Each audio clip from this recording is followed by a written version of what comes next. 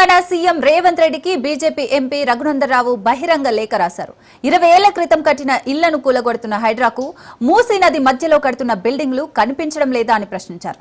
అక్రమ నిర్మాణాలు కడుతుంటే అధికారులు చోద్యం చూస్తున్నారని మండిపడ్డారు. దీనికి బఫర్ జోన్ ఫిక్స్ చేసింది ఎవరు? దీని సర్వే నెంబర్ హద్దుబందుల్ని రద్దు చేసింది ఎవరు? హెచ్ఎండిఏ అధికారి కంప్లైంట్ ఇస్తే ఎఫ్ఐఆర్ అయింది 1006/23. హెచ్ఎండిఏ అధికారులే పర్మిషన్ మళ్ళీ ఎట్లా ఇచ్చిర్రు? హెచ్ఎండిఏ వాళ్ళే పోలీస్ కేసు పెడతారు.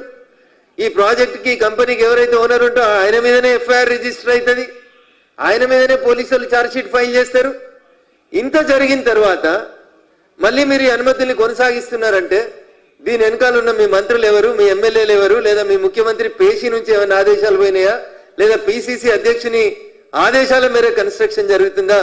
దీని మీద పూర్తి స్థాయిలో విచారణ జరిపించాలని ఈ రాష్ట్ర ముఖ్యమంత్రి రేవంత్ రెడ్డి గారికి చాలా స్పష్టంగా నేను ఈ సందర్భంగా ఒక బహిరంగ లేఖను రాస్తా ఉన్నాను. దీనికి సంబంధించినటువంటి అనుమతులని వెంటనే రద్దు చేయాలి. దీనికి సంబంధించి హైడ్రావాళ్ళు కూడా డీసీ గారికి ఒక నోటీస్ ఇచ్చిండ్రు, ఒక ఇన్ఫర్మేషన్ కూడా ఇచ్చారు. దీనికి సంబంధించి ఎవరు సపోర్ట్ చేస్తలేరు. దీనికి ఒక పక్క 20 ఏళ్ల కింద కట్టిన ఇళ్లని కూలగొడుతున్న హైడ్రా, ఇళ్లను కూలగొడుతున్న ఈ రాష్ట్ర ప్రభుత్వం ఇంత మంచిగా నీళ్ల మధ్యలో కనబడుతుంటే దీన్ని కూలగొట్టడానికి మీకు ఇబ్బందులేంది? దీని అనుమతులను ఎందుకు రద్దు చేయరు? 12 గేట్లు 4 ఫీట్లు ఎత్తెత్తితే ఇగో ఇన్ని నీళ్లు ఇట్లా నిండిపోయినాయి బిల్డింగ్ చుట్టూ. రేపు ఈ బిల్డింగ్ కట్టి వాడు అమ్ముకొని పోతాడు బిల్డర్. కొనుక్కున్న వాళ్ళకి 5 ఫ్లోర్ల దాకా నీళ్లు వస్తాయి. దీంట్లోకి కళ్ళతో చూస్తే తెలుస్తాయి.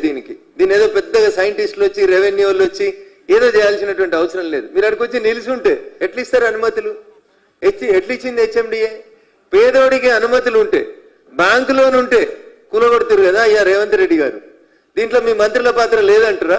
ఎవరి ప్రమేయం లేకుండానే బంగ్లా నిర్మాణం జరుగుతుందా? అధికారంలో ఎవరుంటే వాళ్ళతోటి కదా ఈ సంస్థ సత్సంబంధాలు కొనసాగిస్తుంది. బిల్డింగ్ ఇంత స్పీడ్ ఎట్లా కన్స్ట్రక్షన్ జరుగుతుంది?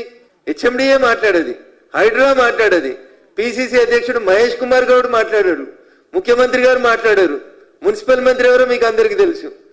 ఎవరి ప్రమేయంతో నడుస్తా ఉన్నాయి? నెంబర్ 2 మంత్రియా, నెంబర్ 3 మంత్రియా? ఎందుకు జరుగుతా ఉన్నాయి ఇంత భయంకరంగా? అన్ని దిక్కుల నీళ్ళే వచ్చినాయి. రేపు దీంట్లోకి ఎట్లా పోవాలో పడవలు వేసుకొని పోతారా?